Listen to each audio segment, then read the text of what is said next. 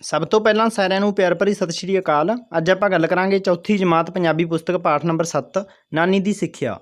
ਇਸ ਪਾਠ ਨੂੰ ਪੜਾਂਗੇ ਅਤੇ ਇਸ ਪਾਠ ਦੇ ਪ੍ਰਸ਼ਨ ਉੱਤਰ ਵੀ ਕਰਾਵਾਂਗੇ। ਹੁਣ ਆਪਾਂ ਇਸ ਪਾਠ ਨੂੰ ਪੜ੍ਹਨਾ ਸ਼ੁਰੂ ਕਰਦੇ ਹਾਂ। ਬੁੱਧੂ ਬੁੱਧਵਾਰ ਵਾਲੇ ਦਿਨ ਜੰਮਿਆ ਸੀ। ਉਸ ਦੀ ਨਾਨੀ ਨੇ ਉਸ ਦਾ ਨਾਂ ਬੁੱਧ ਰਾਮ ਰੱਖਿਆ। ਨਾਨੀ ਦੀ ਇੱਛਾ ਸੀ ਕਿ ਉਸ ਦਾ ਦੋਤਾ ਬੁੱਧੀ ਵਾਲਾ ਹੋਵੇ। ਹੋਇਆ ਇਹ ਕਿ ਬੁੱਧ ਰਾਮ 10 ਵਰ੍ਹਿਆਂ ਦਾ ਹੋ ਕੇ ਵੀ ਪੜ੍ਹਨੇ ਨਹੀਂ ਪਿਆ। ਬੁੱਧ ਰਾਮ ਦੀ ਮਾਂ ਉਸ ਨੂੰ ਸਕੂਲ ਲੈ ਕੇ ਜਾਂਦੀ, ਪਰ ਉਹ ਘਰ ਨੂੰ ਭੱਜ ਆਉਂਦਾ। ਬੁੱਧ ਰਾਮ ਸਾਰਾ ਦਿਨ ਖੇਡਦਾ ਰਹਿੰਦਾ ਅਤੇ ਫਿਰ ਖਾ ਪੀ ਕੇ ਸੌਂ ਜਾਂਦਾ। ਕੰਮ ਵੀ ਕੋਈ ਨਾ ਕਰਦਾ। ਉਸ ਨੂੰ ਨਿਕੰਮਾ ਜਾਣ ਕੇ ਸਾਰਿਆਂ ਨੇ ਉਸ ਨੂੰ ਬੁੱਧੂ ਕਹਿਣਾ ਸ਼ੁਰੂ ਕਰ ਦਿੱਤਾ। ਬੁੱਧੂ ਦਾ ਮਤਲਬ ਸੀ ਸਿੱਧੜਾ। ਇੱਕ ਦਿਨ ਉਹ ਆਪਣੇ ਨਾਨਕੇ ਜਾਣ ਦੀ ਜਿੱਦ ਕਰਨ ਲੱਗਾ। ਮਾਂ ਨੇ ਸੋਚਿਆ, ਠੀਕ ਹੈ, ਨਾਨਕੇ ਜਾ ਆਵੇ, ਇੱਥੇ ਵੀ ਇਸਨੇ ਵੇਲਿਆਂ ਹੀ ਘੁੰਮਣਾ ਹੈ। ਬੁੱਧੂ ਨੇ ਨਵੇਂ ਕੱਪੜੇ ਪਾਏ ਤੇ ਪੈਰਾਂ ਵਿੱਚ ਨਵੀਂ ਜੁੱਤੀ ਪਾ ਲਈ। ਇਹ ਤੁਰਨ ਵੇਲੇ ਚੀਂ ਚੀਂ ਕਰਦੀ। ਬੁੱਧੂ ਨੂੰ ਚਾਅ ਚੜ੍ਹ ਗਿਆ। ਮਾਂ, ਮੈਂ ਜਾਵਾਂ? ਉਸਨੇ ਮਾਂ ਤੋਂ ਪੁੱਛਿਆ। ਉੱਡ ਜਾ, ਉੱਡ ਜਾ, ਮਾਂ ਨੇ ਖਹਿੜਾ ਛਡਾਉਣ ਲਈ ਕਿਹਾ। ਬੁੱਧੂ ਤੁਰਦਾ ਗਿਆ, ਨਾਲ ਹੀ ਮਾਂ ਦੇ ਕਹੇ ਸ਼ਬਦ ਉੱਡ ਜਾ ਬੋਲਣ ਲੱਗਿਆ। ਰਾਹ ਵਿੱਚ ਇੱਕ ਬੀੜ ਸੀ। ਇੱਕ ਸ਼ਿਕਾਰੀ ਨੇ ਸ਼ਿਕਾਰ ਨੂੰ ਫੜਨ ਲਈ ਜਾਲ ਵਿਛਾਇਆ ਹੋਇਆ ਸੀ। ਇੱਕ ਤਾਂ ਬੁੱਧੂ ਦੀ ਜੁੱਤੀ ਦੀ ਆਵਾਜ਼ ਆ ਰਹੀ ਸੀ, ਦੂਜਾ ਉਹ ਉੱਡ ਜਾ ਕਹਿੰਦਾ ਜਾਂਦਾ ਸੀ। ਜਦੋਂ ਉਹ ਜਾਲ ਦੇ ਨੇੜੇ ਆਇਆ ਤਾਂ ਜਾਲ ਵਿੱਚ ਫਸਣ ਤੋਂ ਪਹਿਲਾਂ ਹੀ ਪੰਛੀ ਉੱਡ ਗਏ। ਸ਼ਿਕਾਰੀ ਨੂੰ ਬੜਾ ਗੁੱਸਾ ਆਇਆ। ਉਸਨੇ ਬੁੱਧੂ ਨੂੰ ਖੂਬ ਡਾਂਟਿਆ ਅਤੇ ਆਖਿਆ, ਮੂਰਖਾ, ਜੇ ਚੁੱਪ ਨਹੀਂ ਰਹਿ ਹੁੰਦਾ ਤਾਂ ਫਿਰ ਇਹ ਕਹਿੰਦਾ ਜਾਮੀ, ਆਈ ਜਾਓ, ਫਸੀ ਜਾਓ। ਬੁੱਧੂ ਆਪਣੇ ਰਾਹ ਤੁਰ ਪਿਆ। ਹੁਣ ਉਸਦੇ ਮੂੰਹੋਂ ਇਹੋ ਬੋਲ ਨਿਕਲਦੇ, ਆਈ ਜਾਓ, ਫਸੀ ਜਾਓ। ਅੱਗੇ ਕੁਝ ਚੋਰ ਛਿਪੇ ਬੈਠੇ ਸਨ। ਉਹ ਚੋਰੀ ਕਰਨ ਦੀ ਸੋਚ ਰਹੇ ਸਨ। ਉਹਨਾਂ ਨੂੰ ਬੁੱਧੂ ਦੇ ਬੋਲ ਬਹੁਤ ਬੁਰੇ ਲੱਗੇ। ਉਹਨਾਂ ਨੇ ਵੀ ਬੁੱਧੂ ਨੂੰ ਬੁਰਾ ਭਲਾ ਕਿਹਾ। ਫਿਰ ਉਹਨਾਂ ਨੇ ਕਿਹਾ, ਜੇ ਤੂੰ ਬੋਲਣਾ ਹੀ ਸੀ ਤਾਂ ਆਖਦਾ, ਲਿਆਈ ਜਾਓ, ਰੱਖੀ ਜਾਓ। ਚੋਰਾਂ ਦਾ ਸਮਝਾਇਆ ਉਹ ਅੱਗੇ ਤੁਰ ਪਿਆ। ਉਹ ਕਿਸੇ ਪਿੰਡ ਦੀਆਂ ਮੜੀਆਂ ਕੋਲੋਂ ਲੰਘਿਆ। ਉਸ ਪਿੰਡ ਦੇ ਲੋਕ ਇੱਕ ਨੌਜਵਾਨ ਦੀ ਅਰਥੀ ਚੁੱਕੀ ਮੜੀਆਂ ਵੱਲ ਜਾ ਰਹੇ ਸਨ। ਉਹਨਾਂ ਨੇ ਬੁੱਧੂ ਦੇ ਬੋਲ ਲਿਆਈ ਜਾਓ, ਰੱਖੀ ਜਾਓ ਸੁਣੇ ਤਾਂ ਪਿੰਡ ਦੇ ਲੋਕ ਗੁੱਸੇ ਨਾਲ ਭਰ ਗਏ। ਇੱਕ ਬਜ਼ੁਰਗ ਨੇ ਖਿੱਝ ਕੇ ਕਿਹਾ, ਤੈਨੂੰ ਚੰਗਾ ਬੋਲਣਾ ਨਹੀਂ ਸਿਖਾਇਆ ਕਿਸੇ ਨੇ? ਇੱਥੇ ਤਾਂ ਹਰ ਕੋਈ ਕਹਿ ਰਿਹਾ ਹੈ, ਇਹੋ ਜਿਹੀ ਕਿਸੇ ਨਾਲ ਨਾ ਹੋਵੇ।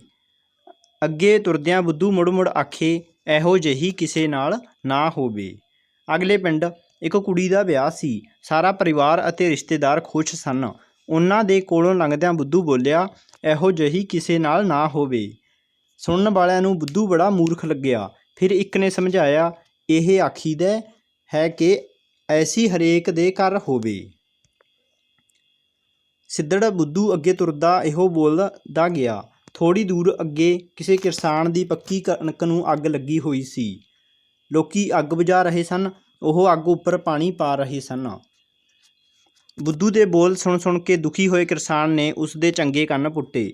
ਹਾਏ ਰੱਬਾ, ਮੈਂ ਹੁਣ ਕੀ ਕਰਾਂ? ਉਸਨੇ ਕੂਕ ਮਾਰੀ। ਤੂੰ ਚੁੱਪ ਕਰਕੇ ਤੁਰਦਾ ਹੋ। ਇੰਨਾ ਆਖਦਿਆਂ ਕਿਸਾਨ ਪਾਣੀ ਦੀ ਬਾਲਟੀ ਭਰਨ ਲਈ ਨੱਠ ਗਿਆ।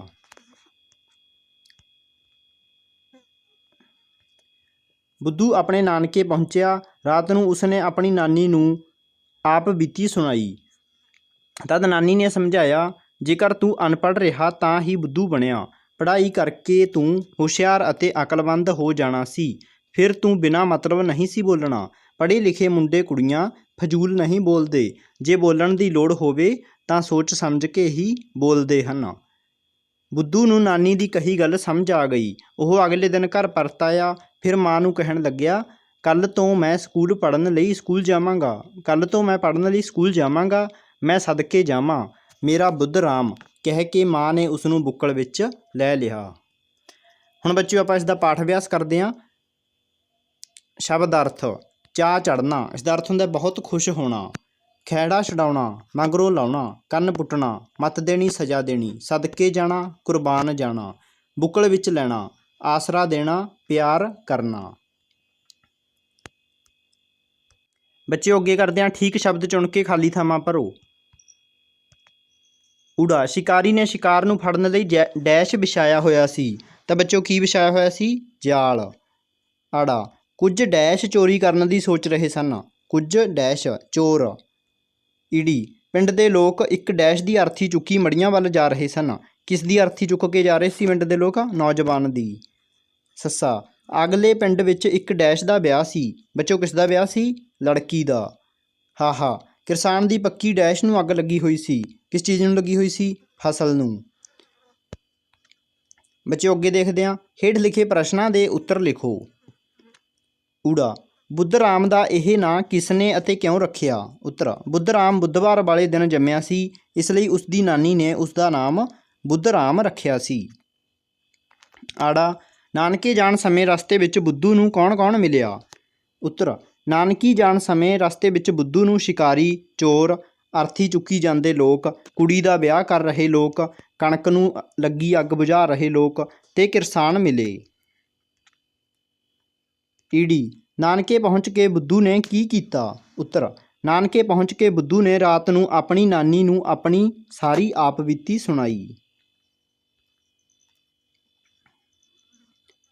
ਸੱਸਾ ਹੈਗੇ ਨਾਨੀ ਨੇ ਬੁੱਧੂ ਨੂੰ ਕੀ ਸਮਝਾਇਆ? ਉੱਤਰ ਨਾਨੀ ਨੇ ਬੁੱਧੂ ਨੂੰ ਸਮਝਾਇਆ ਕਿ ਉਹ ਅਨਪੜ੍ਹ ਰਹਿਣ ਕਰਕੇ ਬੁੱਧੂ ਰਹਿ ਗਿਆ ਹੈ। ਉਹ ਪੜ੍ਹ ਕੇ ਹੁਸ਼ਿਆਰ ਬਣ ਸਕਦਾ ਸੀ। ਇਸ ਦੇ ਨਾਲ ਹੀ ਉਸ ਨੂੰ ਬਿਨਾਂ ਮਤਲਬ ਨਹੀਂ ਬੋਲਣਾ ਚਾਹੀਦਾ। ਪੜ੍ਹੇ ਲਿਖੇ ਮੁੰਡੇ ਕੁੜੀਆਂ ਬਹੁਤਾ ਨਹੀਂ ਬੋਲਦੇ। ਜੇ ਬੋਲਣ ਦੀ ਲੋੜ ਪਵੇ ਤਾਂ ਉਹ ਸੋਚ ਸਮਝ ਕੇ ਬੋਲਦੇ ਹਨ। ਹਾਹਾ ਆਪਣੇ ਘਰ ਪਰਤ ਕੇ ਬੁੱਧੂ ਨੇ ਮਾਂ ਨੂੰ ਕੀ ਕਿਹਾ? ਆਪਣੇ ਘਰ ਪਰਤ ਕੇ ਬੁੱਧੂ ਮਾਂ ਨੂੰ ਕਹਿਣ ਲੱਗਿਆ, ਕੱਲ੍ਹ ਤੋਂ ਮੈਂ ਪੜ੍ਹਨ ਲਈ ਸਕੂਲ ਜਾਵਾਂਗਾ। ਚੌਥਾ ਹੈਗਾ ਹੇਠ ਲਿਖੇ ਸ਼ਬਦਾਂ ਨੂੰ ਵਾਕਾਂ ਵਿੱਚ ਵਰਤੋਂ। ਊੜਾ ਨਿਕੰਮਾ ਲੋਕ ਬੁੱਧੂ ਨੂੰ ਨਿਕੰਮਾ ਸਮਝਦੇ ਸਨ। ਆੜਾ ਸ਼ਿਕਾਰੀ ਸ਼ਿਕਾਰੀ ਨੇ ਜੰਗਲ ਵਿੱਚ ਜਾਲ ਵਿਛਾਇਆ ਹੋਇਆ ਸੀ। ਈੜੀ ਆਪ ਬੀਤੀ ਬੁੱਧੂ ਨੇ ਆਪਣੀ ਨਾਨੀ ਨੂੰ ਆਪਣੀ ਸਾਰੀ ਆਪ ਬੀਤੀ ਸੁਣਾਈ। ਸੱਸਾ ਹੈਗਾ ਹੁਸ਼ਿਆਰ ਰਾਮ ਪੜ੍ਹਾਈ ਵਿੱਚ ਬਹੁਤ ਹੁਸ਼ਿਆਰ ਹੈ। ਹਾਹਾ ਫਜ਼ੂਲ ਸਾਨੂੰ ਕਦੀ ਵੀ ਫਜ਼ੂਲ ਖਰਚ ਨਹੀਂ ਕਰਨਾ ਚਾਹੀਦਾ। ਪੰਜਵਾਂ ਹੈਗਾ ਇਸ ਪਾਠ ਵਿੱਚ ਹੇਠ ਲਿਖੇ ਸ਼ਬਦ ਆਏ ਹਨ, ਇਹਨਾਂ ਨੂੰ ਸਮਝੋ।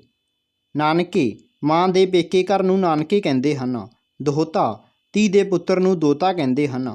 ਬੀੜ ਬੀੜ ਦਾ ਅਰਥ ਹੁੰਦਾ ਜੰਗਲ। ਮੜੀਆਂ ਦਾ ਸੰਸਕਾਰ ਕਰਨ ਦੀ ਲਈ ਬਣਾਈ ਥਾਂ।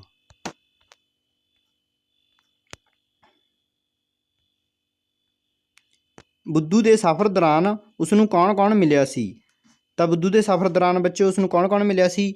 ਸਭ ਤੋਂ ਪਹਿਲਾਂ ਉਸ ਨੂੰ ਸ਼ਿਕਾਰੀ ਮਿਲੇ ਸੀ, ਠੀਕ ਹੈ, ਜੋ ਸ਼ਿਕਾਰ ਰਾਹੀਂ ਬੈਠੇ ਸੀ। ਉਸ ਤੋਂ ਬਾਅਦ ਚੋਰ ਮਿਲੇ ਸੀ, ਫਿਰ ਕੁੜੀ ਦਾ ਪਰਿਵਾਰ ਅਤੇ ਰਿਸ਼ਤੇਦਾਰ, ਪਿੰਡ ਦੇ ਲੋਕ, ਠੀਕ ਹੈ, ਅਤੇ ਫਿਰ ਇੱਕ ਕਿਸਾਨ ਮਿਲਿਆ ਸੀ ਜਿਸ ਦੀ ਕਣਕ ਨੂੰ ਅੱਗ ਲੱਗੀ ਹੋਈ ਸੀ। ਅਤੇ ਉਸ ਤੋਂ ਬਾਅਦ ਉਸ ਨੂੰ ਉਸਦੀ ਨਾਨੀ ਮਿਲੀ ਸੀ ਅਤੇ ਜਿਸ ਦੇ ਕੋਲ ਉਹ ਗਿਆ ਸੀ। ਤਾਂ ਉਸ ਨੂੰ ਇਹ ਸਾਰੇ ਲੋਕ ਮਿਲੇ ਸੀ। ਸਾਰੇ ਤੁਸੀਂ ਲਿਖ ਸਕਦੇ ਹੋ। ਬੱਚਿਓ ਛੁੱਟੀਆਂ ਵਿੱਚ ਜਦੋਂ ਤੁਸੀਂ ਨਾਨਕੇ ਜਾਂ ਰਿਸ਼ਤੇਦਾਰੀ ਵਿੱਚ ਗਏ ਸੀ ਤਾਂ ਤੁਸੀਂ ਰਸਤੇ ਵਿੱਚ ਜਾਂ ਉੱਥੇ ਰਹਿੰਦੇ ਲੋਕਾਂ ਹੋਇਆ ਕੀ ਕੁਝ ਦੇਖਿਆ ਅਤੇ ਕੀ ਕੀਤਾ? ਬੱਚਿਓ ਤੁਸੀਂ ਆਪ ਲਿਖਣਾ ਇਹ, ਠੀਕ ਹੈ। ਇਹਦੇ ਤੁਸੀਂ ਕੀ ਦੇਖਿਆ, ਕੀ ਉਹ ਕਰਿਆ, ਇਹ ਗਤੀਵਿਧੀ ਤੁਸੀਂ ਆਪ ਕਰਨੀ ਹੈ। ਤਾਂ ਬੱਚਿਓ ਇਸ ਪਾਠ ਦੇ ਪ੍ਰਸ਼ਨ ਉੱਤਰ ਪੂਰੇ ਹੋ ਗਏ ਨੇ। ਅਗਲੇ ਪਾਠ ਦੇ ਪ੍ਰਸ਼ਨ ਉੱਤਰ ਜਲਦ ਲੈ ਕੇ ਹਾਜ਼ਰ ਹੋਵਾਂਗੇ। ਧੰਨਵਾਦ।